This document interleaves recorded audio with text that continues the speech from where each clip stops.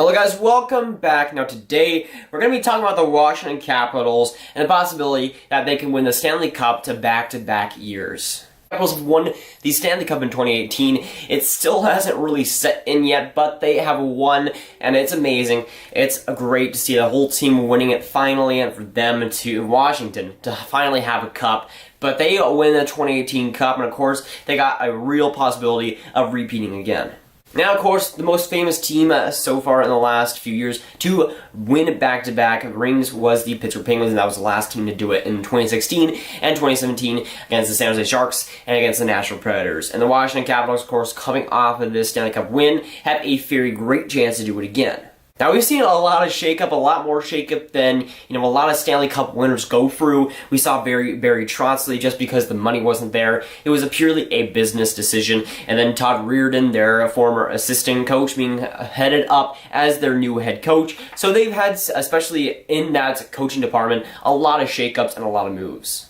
I even think one of their other assistant coaches went to New York to fill in with Barry Trotz. So, a lot of shakeups are coming with Washington, and some not. On the players, it's not so much. They're keeping the core together still. They've signed Devontae Smith-Pelly to 1 year extension, I think, for $1 million. He's basically taking the pay cut to stay with the team that he's wanted to stay with. And the John Carlson extension, of course, the big guy in that whole thing, he was amazing this season.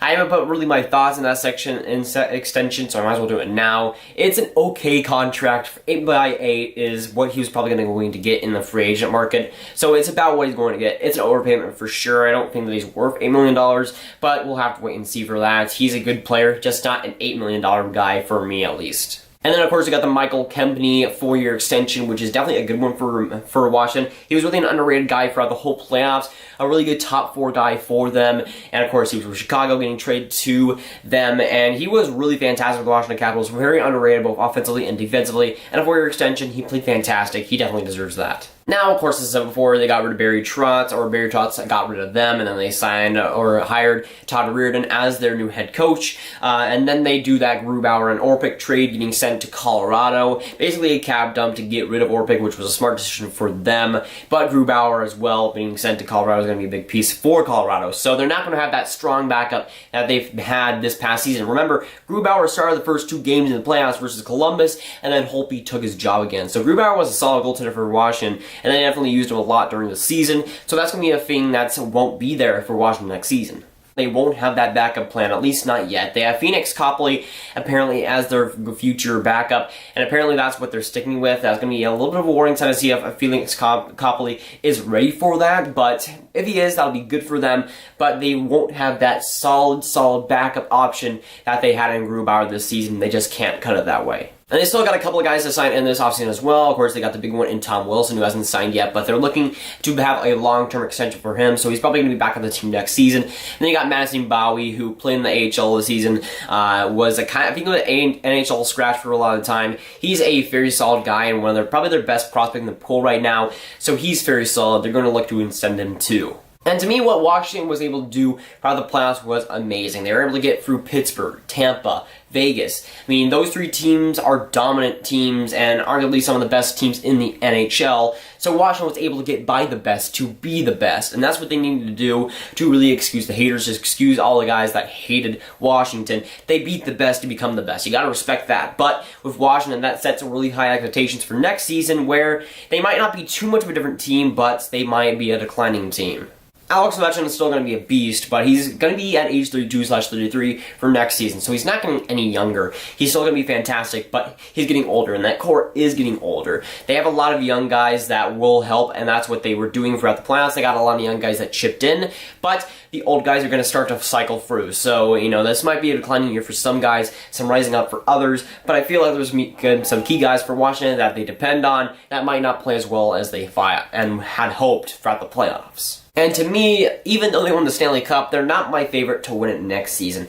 They just don't got enough firepower for me to see them winning it again. They're not like the Pittsburgh Penguins where they have just have the dominant team and the dominant team to really make it. I feel like Washington has a fantastic team, and they proved they were the best team in the league last season, but I don't know if they have it in them again to go this season. I feel like that's what the Pittsburgh Penguins were made to do, was to have that longevity. With Washington, they're still going to be fantastic. They might even win the division again, but I feel like they'll be declining just a little bit, both in the playoffs and the regular season too. And let's not forget the other contenders that they have in the Eastern Conference. You got Tampa, Toronto, Boston. That's all in the Atlantic Division. You got other guys in the Metropolitan, Columbus, Philadelphia, and of course you got Pittsburgh, who might even beat them in the playoffs next season. They're always there and they're always contending. Washington got past them this season, but it could all be about what's next playoffs, and Pittsburgh could get revenge too.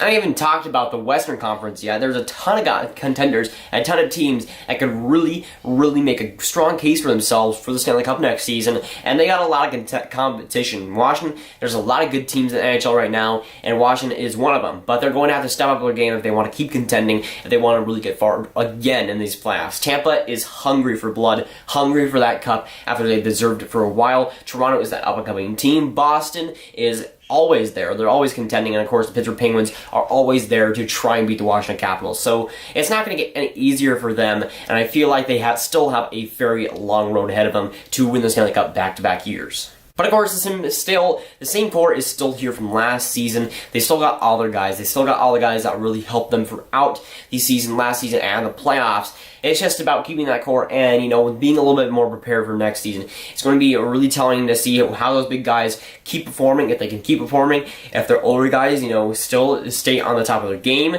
Washington is a very interesting team to go into next season because of all the, different things that could happen with them. I mean, we all thought Washington was going to take a big dip in this season after having a pretty off season last season. So it could go either way. We could see Washington be really contending next season, or it could fall down. Washington is one of those teams that's going to be very exciting and both interesting to watch next season. I'm really interested at what they could be. But of course, Washington still has that filthy core of all those fantastic players, and I feel like even though they might not be the best team in the league, they might be far from it, they'll still be in contention of the playoffs, and they'll still always be there. Washington is always scary, and of course you can never bet on them now that they finally won the Cup, which is fantastic. But I feel like they still have a solid chance for a year, and I feel like they still have a solid chance to go back-to-back here. While I might think other teams like Tampa have a better chance to win the Cup, or got teams in the Western Conference like Winnipeg or Nashville, I still think that Washington will be up there. They'll be in the top 10 teams in the league. They'll be one of the best, and they'll always have a chance to contend. And with Washington, they have a very solid